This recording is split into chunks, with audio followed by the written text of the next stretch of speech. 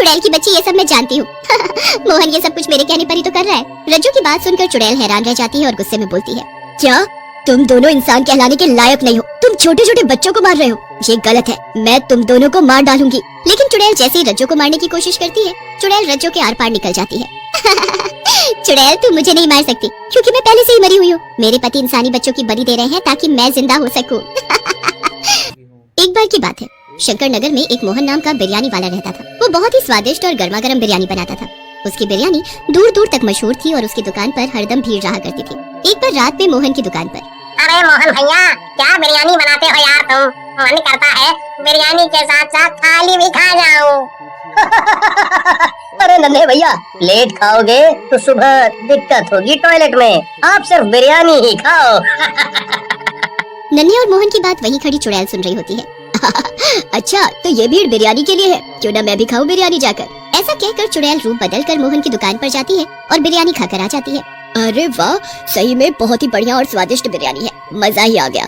इतना स्वाद तो मुझे तब भी नहीं मिला जब मैं जिंदा थी। ऐसा कहकर चुड़ैल वहाँ से चली जाती है और मोहन भी अपनी दुकान बंद करके अपने घर पर चला जाता है। लेकिन भुक्कड़ चुड़ैल को रात में फिर से बिरयानी खाने का मन कर जाता है। अरे यार, ये बिरयानी खाने का मन फिर से क्यों कर रहा है? क्या करूँ? एक काम करती हूँ, उस मोहन नाम के बिरयानी वाले के यहाँ से खाकर आ जाती हूँ। चुड़ैल बिरयानी के लालच में मोहन के घर पर पहुँचती है। वहाँ मोहन और मोहन की पत्नी रज्जू बिरयानी खा रहे होते हैं। वैसे एक बात बोलूं पिंकी के पापा, तुमको मर्द नहीं औरत बनना चाहिए था। क्या मस्त खाना बनाते हो। रज्जू की बात सुनकर मोहन हमें कहता है, अरे मेरी रज्जू डार्लिंग, इस घर की मर्द तो तुम ही हो। चलो तुम खाओ, मैं जरा बाहर घूम कर आता हूँ। ऐसा कहकर मोहन वहाँ से चला जाता है। चुड़ैल घर के अंदर घुस जाती है और रज्जू के अंदर समा जाती है। रज्जू की आंखें डरावनी और लाल लाल हो जाती हैं। इस रज्जू के शरीर में रहूंगी तो रोज बिरयानी खाने को मिलेगी, मुझे मजा ही आ जाएगा। फिर चुड़ैल रज्जू के शरीर में घुसकर सारी बिरयानी खा जाती है। उसके बाद तो रज्जू मोहन से हर रोज बिरयानी पकवाती और रोज खाती। रज्जू की बदली हुई आदतें देखकर मोहन को शक होता है और वो रज्जू से पूछता है, अरे रज्जू, तुम पिछले कई दिनों से रोज बिरयानी खा रही हो, तुम्हारा कुछ और खाने का मन नहीं करता? मैं तो बिरयानी खा कर और देख देख कर परेशान हो गया हूँ। मोहन की बात सुनकर रज्जू मोहन से बोलती है, अब तुम बोर हो गए हो तो हम क्या करें? हम खाए भी नहीं अपनी मर्जी का। जब तक मेरा मन है मैं बिरयानी खाऊंगी, समझे? अब जाओ अपना काम करो। रज्जू मोहन को डांट कर वहाँ से चली है। मोहन भी अपने काम पर लग जाता है। एक रात चुड़ैल बाहर निकलती है और रज्जू से बोलती है, अरे रज्जू, तू तो बड़ी ही किस्मत वाली है। क्या मस्त बावर्ची पति मिला है तुझे, क्या मस्त मस्त बिरयानी बनाकर खिलाता है तुझे। चुड़ैल की बात सुनकर रज्जू कहती है, चुड़ैल तुम कहाँ से आई हो और यहाँ क्या कर रही हो? मैं जहाँ कहीं से भी आई हूँ, लेकिन अब मैं तेरे शरीर में ही रहती हूँ और जब तक मेरा मन करेगा मैं तेरे शरीर में ही रहूंगी, समझी क्या? चुड़ैल की बात सुनकर रज्जू चुड़ैल से बोलती है, नहीं नहीं चुड़ैल जी, ऐसा मत करिए, मुझे जाने दीजिए। लेकिन चुड़ैल फिर से रज्जू के शरीर के अंदर समा जाती है। इस तरह कई दिन बीत जाते हैं। एक दिन मोहन बिरयानी बनाने की तैयारी कर रहा होता है, तभी वहाँ रज्जू आती है और बोलती है, अरे क्या हुआ जी, अभी तक बिरयानी नहीं बनाई आपने? चलो आज मैं भी देखती हूँ आप बिरयानी कैसे बनाते हैं। रज्जू की बात सुनकर मोहन गुस्से में आ जाता है और बोलता है, ए औरत, ज्यादा मत बोल, खाने को दे रहा हूँ ना, तू सिर्फ खाने का काम कर, ज्यादा दिमाग ना चला, ये मेरा काम है। मोहन को गुस्से में देखकर रज्जू वहाँ से चली जाती है। मोहन अपने काम में लग जाता है और बिरयानी बनाकर बाजार में बेचने चला जाता है। ये मोहन बिरयानी बनती देखने के नाम पर इतना क्यों उछल रहा है? ये ऐसा क्या करता है जो मैं नहीं देख सकती? मुझे पता लगाना होगा इसकी बिरयानी का राज। उसके बाद रज्जू मोहन पर नजर रखने लगती है, लेकिन बहुत कोशिशों के बाद भी उसे बिरयानी बनाने का तरीका पता नहीं चल पाता। लेकिन एक रात जब मोहन बिरयानी बनाने की तैयारी कर रहा होता है, रज्जू छिपकर देखने लगती है। जब से मैं इस बिरयानी में बट का मांस मिला रहा हूँ, तब से लोग बहुत ही चटकारे लेकर बिरयानी खा रहे हैं। अगर ऐसा ही रहा तो मैं बहुत जल्द इस शहर का सबसे अमीर आदमी बन जाऊंगा। मोहन की बात सुनकर रज्जू हैरान रह जाती है और डरावनी आवाज में बोलती है, अरे ये मोहन तो बहुत बड़ा शैतान निकला, छोटे छोटे बच्चों का मांस मिलाकर इसमें खिला रहा है। इस दुष्ट की तो जान ले लेनी चाहिए, मुझे इसकी पत्नी को सब।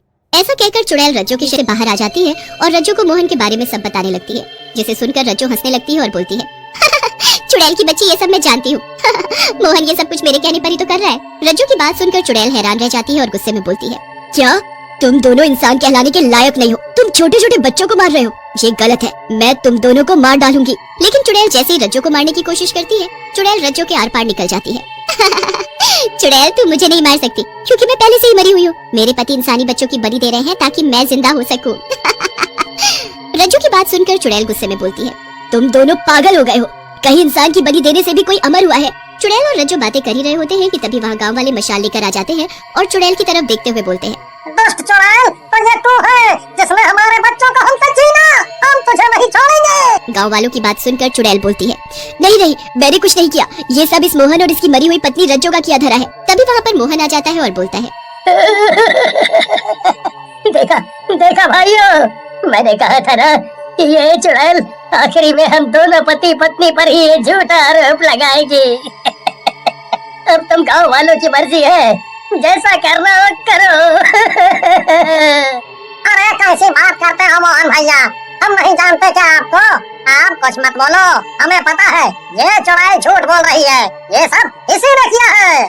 ऐसा कहकर सारे गांव वाले चुड़ैल पर लाठी और डंडों से हमला कर देते हैं। चुड़ैल वहाँ से किसी तरह जान बचाकर भागती है। चुड़ैल के जाने के बाद गांव वाले भी वहाँ से चले जाते हैं। मोहन रज्जो से कहता है, देखा देखा रज्जो डार्लिंग, मेरी प्लानिंग। अब ये गांव वाले हमेशा उस चुड़ैल को ही बच्चों का कातिल मानेंगे और हम अपना काम करते रहेंगे। मान गए मोहन, तुम्हारा दिमाग तो चाचा चौधरी से भी तेज चलता है। उधर चुड़ैल जंगल में चली जाती है। ये गांव वाले तो मुझे अपना दुश्मन मानकर बैठे हैं, जबकि मैंने कभी किसी इंसान की जान नहीं ली। मैं क्या करूं? चुड़ैल सोच में पड़ी थी। तभी उसे एक साधु बाबा तपस्या में लीन दिखते हैं। ये बाबा बहुत ही पहुंचे हुए लग रहे हैं, क्यों ना उनसे इस बात करूं, शायद यही कोई रास्ता निकाल पाए। फिर चुड़ैल बाबा के उठने के इंतजार में उनके पैरों के पास बैठ जाती है। थोड़ी देर बाद जब बाबा की आंख खुलती है, बेटी तुम यहाँ? क्या हुआ? आज एक चुड़ैल को इस बाबा की जरूरत कैसे पड़ गई? बाबा की बात सुनकर चुड़ैल कहती है, बाबा मुझे अपने लिए आपकी जरूरत नहीं है, बल्कि इस गांव के बच्चों की रक्षा के लिए आपकी जरूरत है। फिर चुड़ैल बाबा को मोहन और उसकी पत्नी रज्जो के बारे में पूरी बात बता देती है, जिसे सुनने के बाद बाबा बोलते हैं, इन दुष्ट पति पत्नी का कुछ करना होगा। इस मोहन को जरूर काला जादू आता है, जिससे इसने अपनी मरी हुई पत्नी की आत्मा को वश में कर रखा है। मुझे ले चलो उन दोनों के पास। फिर बाबा और चुड़ैल मोहन के पास चले जाते हैं। मोहन बाबा और चुड़ैल को देखकर बोलता है, पहली बार साधु और चुड़ैल को साथ में देख रहा हूँ। मजा आ गया, मजा आ गया। मोहन ज्यादा ही मत कर और अपनी पत्नी की आत्मा को यहाँ से जाने दे और बच्चों की हत्या बंद कर, नहीं तो मुझसे बुरा कोई नहीं होगा। ऐसा कहकर बाबा अपने हाथ ऊपर करते हैं। उनके हाथों से एक तेज रोशनी निकलती है जो रज्जो के ऊपर पड़ती है। रज्जो वहाँ से गायब हो जाती है। ये देख मोहन गुस्से में आग बबूला हो जाता है। ये क्या किया बुड्ढे? मेरी मेहनत बर्बाद कर दी, मेरी पत्नी की आत्मा को यहाँ से भेज दिया। अब तेरी बारी है। ऐसा कहकर बाबा एक त्रिशूल से मोहन की गर्दन काट देते हैं। बाबा आप धन्य है, आपने कितने मासूम बच्चों की जान बचा ली, नहीं तो ये दुष्ट उनको ऐसे ही मार डालता। फिर चुड़ैल और बाबा अपने अपने रास्ते पर चले जाते हैं।